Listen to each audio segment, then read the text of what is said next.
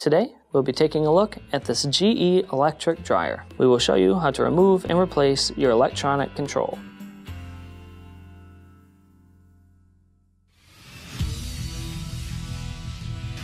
Be sure to visit ApplianceVideo.com, where you will find thousands of repair videos on the latest technology. And for a limited time, you can save big on an annual membership and take advantage of all of our premium benefits. ApplianceVideo.com. Do it right the first time. To begin your repair, you must first remove the console. Stop. Always be sure to disconnect the power to the appliance. It is also recommended to test the outlet for the proper voltage. You will need the following tools to complete this repair. To begin, you must first remove the top of the console, but if you look around, you'll see there is no screws to remove the top of the console. So it can be rather tricky. What you need to do is pull out on your knob and set it aside. There is one long Phillips screw to the left of the console centerpiece here. Just take this out. Next, you need to be very careful. I apologize if this moves. What needs to happen is we need to pull up on the console on both sides. It's held on by these kind of compression and slotted spots. So you can start on one side. This side always lifts up a little bit easier. This side over here is a little bit more difficult to get up.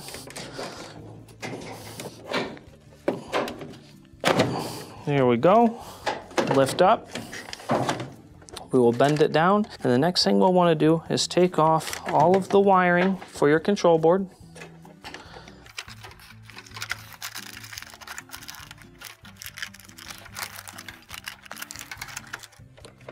We'll come back to this one. We'll sit it down for a second. This one's being a little difficult to pull off, so I'm going to go to the bottom. Use the board with just a little bit of leverage to start to pop up the terminals, but do so gently so that you do not damage anything.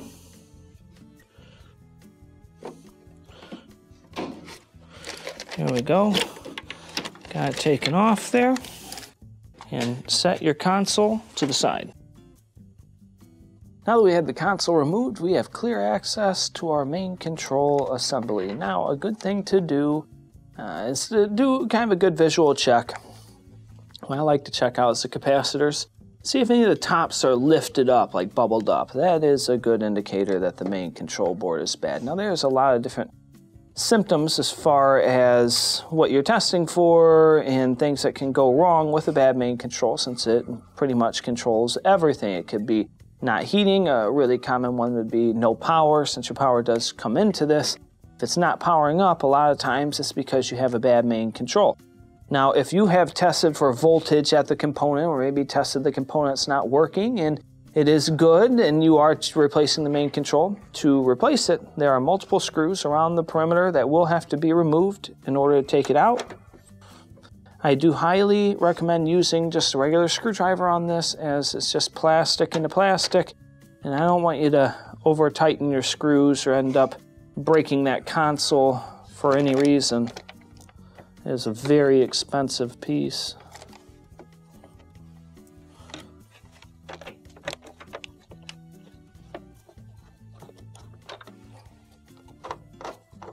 Now on this side, we have this paper here. We'll want to make sure we keep this paper just to kind of shield the electronics.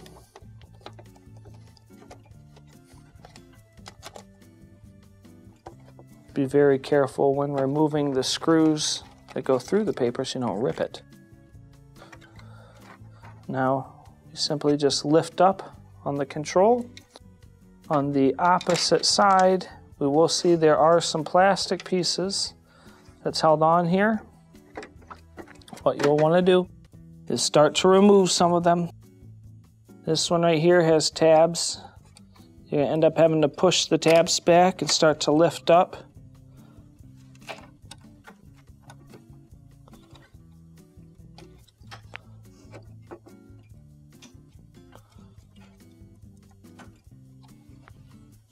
Do the same on these others. Go around, lift tabs, start to lift up on the plastic to separate, because you will have to transition all of these to the new board. So we'll go ahead and drop that like that. Drop that right here. Now this side over here looks like it has a couple of layers. So I'm gonna kind of stick them together while I'm going, just to remember which one goes where.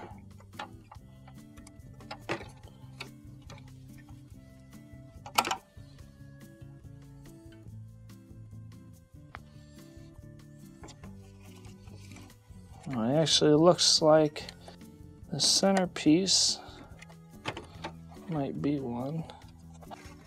Start lifting up, start prying it, and there we go. So the centerpiece is one as well.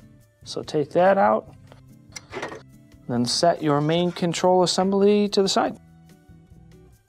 When installing your new control board, first we do have to reinstall all the plastic pieces that we took off. We will start with the clock portion. Let's go ahead and turn this around. This is the way it was originally. Start with that, pop it into place. Now I put these kind of into place when I set them aside. So I'm going to start with the bottom, work my way up. So did this one. Now looks like these are going to end up going right like this. I'll push all of them on there at once. Now, last but not least, we have the add time button. Get that into place, boom. Okay. Now we'll turn it around, get it into place on the front, and drop it in. Sometimes you may have to kind of wiggle it around because the buttons have to go in certain places. So we'll get it in the right placement, start putting the screws in where they need to go. And actually, these ones are different because we wanted to put the paper back over the top. So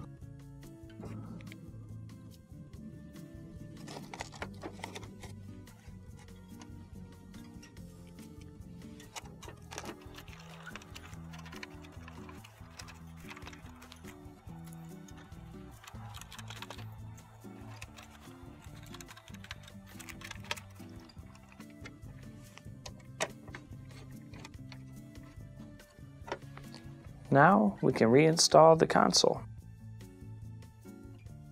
When reinstalling your console, first we'll go ahead and put our tech manual down. It does go over to this side. What we'll do is reattach all of our wiring to start.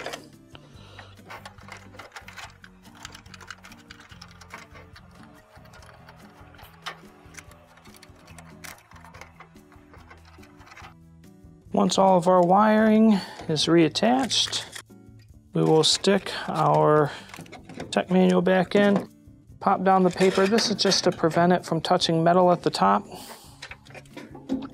Now, when you are reinstalling this, one thing that you're going to have to do is you're going to have to push on it while sliding down, because on the sides it slides in right here, but there's kind of a push tab on each side that you will have to push in and slide down. So let's get this back up here. Make sure our wiring is in. We will push it back, start to slide down.